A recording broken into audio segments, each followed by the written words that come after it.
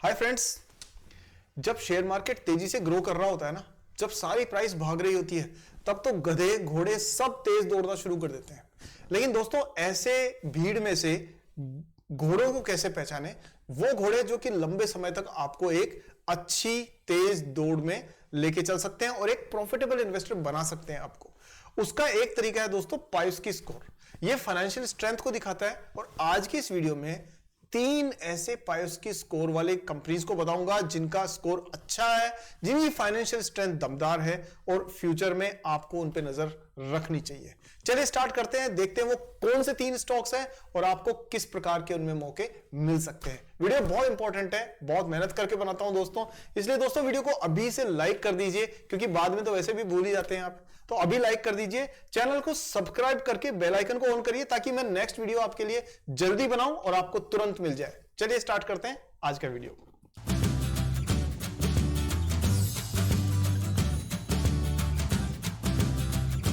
पहला स्टॉक जिस पे हम नजर डालते हैं वो है दोस्तों ट्रेंट लिमिटेड। अब ये ट्रेंट लिमिटेड क्या है? ये दोस्तों वो कंपनी है जो एक रिटेल चेन जिस तरह से होती है ना, जैसे डीमार्ट हो गया, रिलायंस फ्रेश हो गए और इसी तरह से आपका और भी कंपनीज जो होती है, वी मार्ट हो गया, उसी तरह से ट्रेंट लिमिटेड एक रिटेल चेन का हिस्सा है। अब नजर डालते हैं इसके नंबर्स पे। तो देखिए, सबसे पहली बात है कि 3,000 रुपए की प्राइस है इसकी और 1,06,000 करोड़ रुपए की इसकी मार्केट कैप है। मतलब अच्छी खासी मार्केट कैप है इसकी। और डिविडेंड यील्ड 0.07% है और 17% का डिविडेंड इसने दिया है। जो कंपनी डिविडेंड देती है ना दोस्तों, कहीं ना कहीं शेयर होल्डर्स के प्रति वो अपनी जिम्मेदारी जाहिर करती है। जो नहीं देती उस पर एक प्रश्न चिन्ह उठना स्वाभाविक है। सेल्स ग्रोथ 30%, प्रॉफिट ग्रोथ 25%, अच्छी ग्रोथ है, मतलब कह सकते हैं। प्रोमोटर के पास 37% है, थोड़ा सा कम है बट ठीक है, ज्यादा कोई दिक्कत नहीं है। और इंडस्ट्री का पी 68 है, कंपनी का पी जो है वो 179 है, यानी थोड़ा ओवर वैल्यूड दिख रही है कंपनी। लेकिन अगर आप और नंबर्स पे नजर डालें तो सबसे इंपॉर्टेंट है दोस्तों पायोस्की स्कोर। कितना है? 8। 9 में से 8 नंबर मिले हैं, तो अच्छा, मतलब अच्छा इंटेलिजेंट स्टूडेंट होता है ना क्लास का, वैसा है। ग्राहम नंबर के हिसाब से देखें तो 181 के हिसाब से ओवर वैल्यूड है साफ तौर पे, लेकिन अच्छी कंपनीज अच्छी ही दाम पर मिलती है, ये भी आप ध्यान रखिए। अगर इसके बाकी नंबर्स पे नजर डालें तो देखिए, यहां पर ना ये पहले तो चल ही नेगेटिव चल रहा था इनका प्रॉफिट, तब तो बात अलग थी। लेकिन जब से प्रॉफिट पॉजिटिव हुआ है, जब से अर्निंग पर शेयर पॉजिटिव हुआ है ना दोस्तों, तब से इस कंपनी ने लगातार 30-40% आपको रिटर्न एज ए डिविडेंड के रूप में दिया है। बस ये एक साल जब कोविड का छोड़ दो आप, बाकी इसने लगातार डिविडेंड दिया है आपको। आगे नजर डालते हैं दोस्तों इसके प्राइस पैटर्न पे। तो यहां देखिए एक इंपॉर्टेंट चीज वो ये कि मूविंग एवरेज ने ना यहां पर एक तरह से क्रॉसओवर दिया है। हालांकि ये क्रॉसओवर से ज्यादा इसको टच बेस मान सकते हो आप, लेकिन फिर भी दो भाई, मीडियम टर्म और लॉन्ग टर्म, शॉर्ट टर्म, दोनों ही ट्रेडर्स इन्वेस्टर्स एक ही दिशा में सोच रहे हैं, वो इस चीज से पता पड़ता है। और उसके बाद में देखिए आप लगातार रनअप, जब मूविंग एवरेज ने टच बेस किया उसके बाद में कंटिन्यूसली अप ट्रेंड में शेयर नजर आ रहा है। अगर आप देखेंगे तो दोनों जो इंडिकेटर्स है वो भी आपको इसको अप ट्रेंड में ही शो कर रहे हैं। आरएसआई थोड़ा सा ओवरबॉट जोन में है, तो मैं कहूंगा कि आप इसको थोड़ा सा करीब 150-200 रुपए नीचे आए तो आप इसके लिए, आपके लिए थोड़ा सा ये ठीक हो सकता है। अभी हल्का सा ना एक्सपेंसिव लग रहा है, लेकिन नजर बना के रखिएगा। और अच्छे खासे ट्रेडिंग वॉल्यूम के साथ ग्रो कर रही है, तो कोई प्रॉब्लम इसमें नहीं है। आगे नजर डालते हैं दोस्तों इसकी, और सबसे पहले इसके शेयर होल्डिंग पे नजर डालते हैं। देखें जरा क्या हो रहा है ट्रेंट में।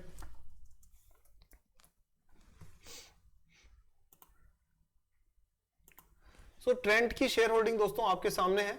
यहां आप देखिए 37% जो है वो तो जाहिर तौर पे इसके पास में है ही, प्रोमोटर्स के पास 8.5% म्यूचुअल फंड्स के पास, 6.4% डीआईआईज के पास और एफआईआईज ने 26% ले रखा है।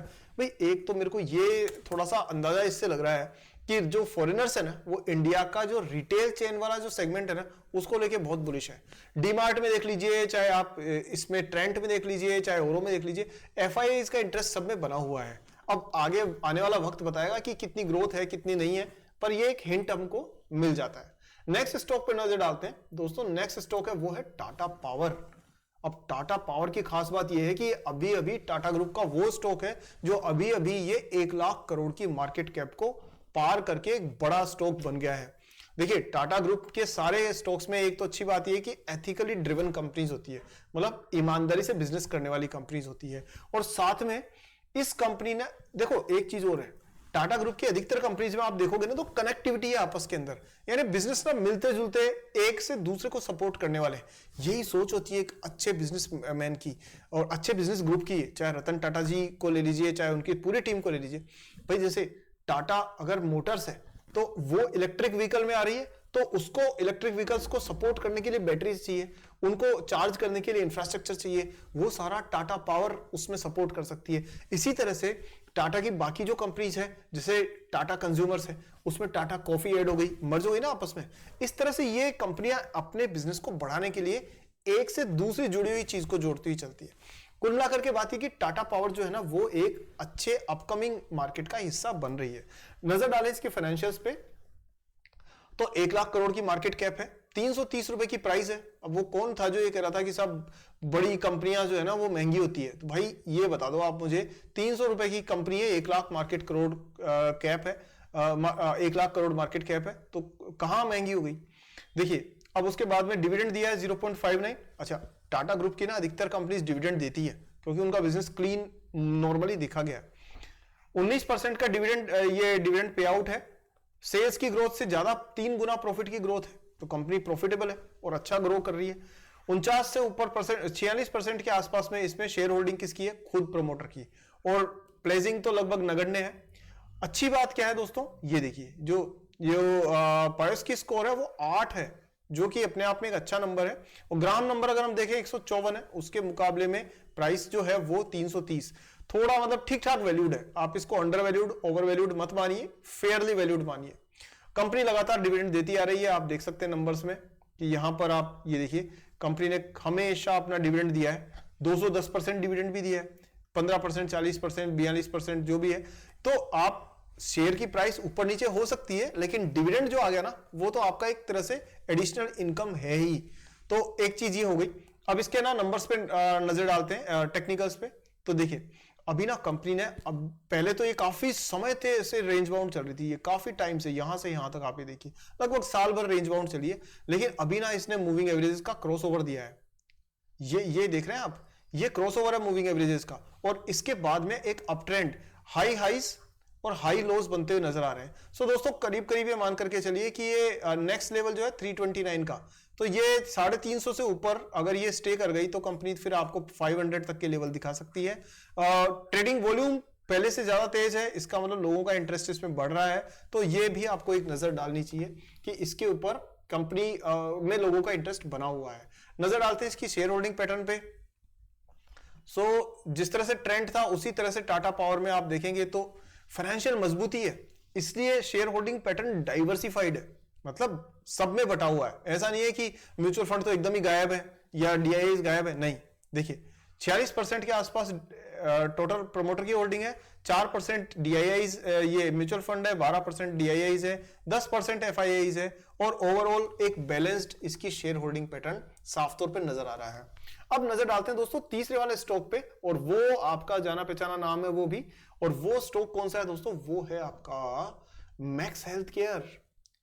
अब ये मान करके चलिए कि ये ऐसा स्टॉक है जिसके बारे में बहुत सारी अच्छी और बुरी बातें दोनों आपने हो सकता है सुनी हो, लेकिन मैं आपको सच बताऊं, कंपनी की फाइनेंशियल स्ट्रेंथ अच्छी है, और दूसरी बात कि ये एक प्रोफेशनली मैनेज्ड कंपनी है, मतलब जो बड़े टॉप इन्वेस्टर्स होते हैं ना उनकी नजर में रहने वाली कंपनीज में से एक है। तो हो सकता है आने वाले टाइम में आपको इसके अंदर एक रनअप देखने को मिल जाए। चला इसके बिजनेस मॉडल पे नजर डालते हैं, और बिजनेस मॉडल में अगर आप देखोगे तो यहां आप देखिए कि ये हॉस्पिटल्स की चेन है, और सुपर स्पेशलिटी हॉस्पिटल्स जो होते हैं ना, खास तौर पे हार्ट के हो गए, कार्डियोलॉजी के, रेडियोलॉजी के हॉस्पिटल्स हो गए, वो है, ऑन्कोलॉजी के हॉस्पिटल हो गए, न्यूरो साइंसेस के, तो जो विशेषज्ञ वाले जो हॉस्पिटल होते हैं ना जिसमें खास स्पेशलिस्ट की जरूरत पड़ती है, वो वाले हॉस्पिटल्स।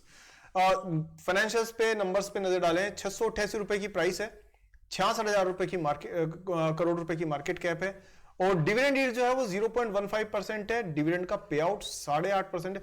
देखो यहां ना थोड़ा सा ये ध्यान रखो, ये ना स्मार्ट कंपनीज में से एक है। कई कंपनीज क्या होती है कि डिविडेंड देती है और बहुत सारा दे देती है। भाई जब सभी कुछ डिविडेंड में दे दिया तो आप बिजनेस की ग्रोथ के लिए पैसा बचा कहां पे, तो डिविडेंड दो, शेयर होल्डर्स की इज्जत करो, लेकिन उतनी करो जिससे आपके बिजनेस में नुकसान ना हो। तो ये यहां पर मैक्स हेल्थ केयर को मैं पूरे नंबर दूंगा, क्योंकि वो सही तरीके से डिविडेंड को मैनेज कर रही है। आगे देखें,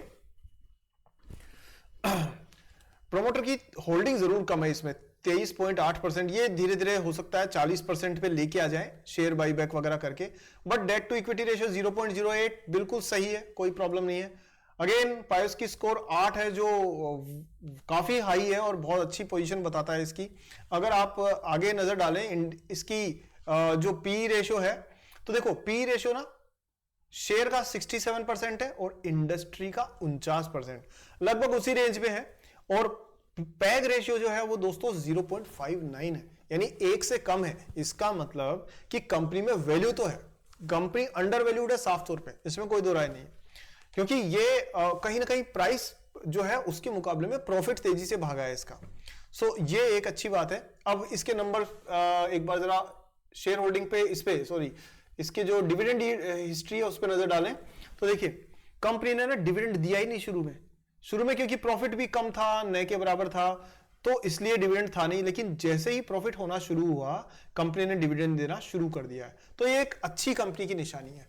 जरा इसके टेक्निकल चार्ट्स पे नजर डालें। अब देखो टेक्निकल चार्ट्स में ना ये एक slow and steady wins the race, वो आपने सुनी थी कछुए की खरगोश की कहानी। कछुआ जो था ना वो धीरे धीरे चलता रहता था, खरगोश तेज दौड़ा फिर रुक गया।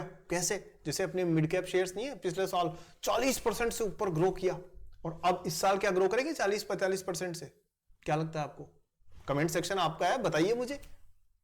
आंसर है दोस्तों बहुत कम चांस है। मतलब कुछ शेयर्स करेंगे, ये इसमें कोई दो राय नहीं है, पर सारे शेयर मतलब पूरा इंडेक्स 50% से ग्रो कर जाए, मुझे इसके चांसेस थोड़े से कम दिखते हैं। बाकी इंडिविजुअल स्टॉक्स जरूर ग्रो कर सकते हैं, लेकिन जो अंडर वैल्यूड कंपनीज होती है ना, वो मौके का इंतजार करती है। जैसे कि यहां पर भी आप देखेंगे मौके का इंतजार हो रहा है कि जैसे ही मौका मिला तो ये स्लो एंड स्टडी जो रेस है ना, ये एकदम से तेज होती हुई आपको नजर आ सकती है।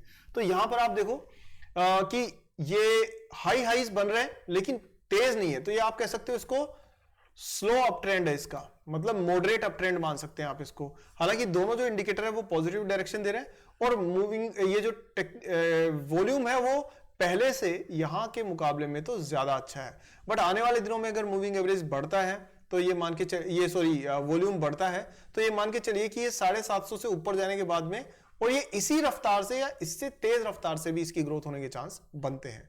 बहरहाल नजर डालते हैं इसके जो नंबर्स हैं उनके ऊपर। तो यहां देखिए 46% के आसपास दोस्तों इसमें शेयर होल्डिंग है आपकी।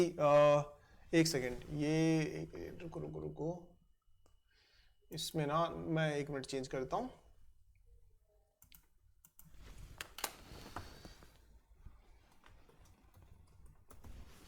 मैक्स हेल्थ केयर ना, ये देखिए दोस्तों, यहां आप नजर डालिए 23% के आसपास दोस्तों इसकी शेयर होल्डिंग है। किसकी? वो है आपकी प्रमोटर की। 10% के आसपास म्यूचुअल फंड्स ले रखा है इसमें होल्डिंग।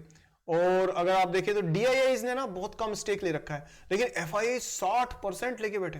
दोस्तों ये बहुत इंपॉर्टेंट नंबर है। एफआईआईज ने 60% क्यों लिया है?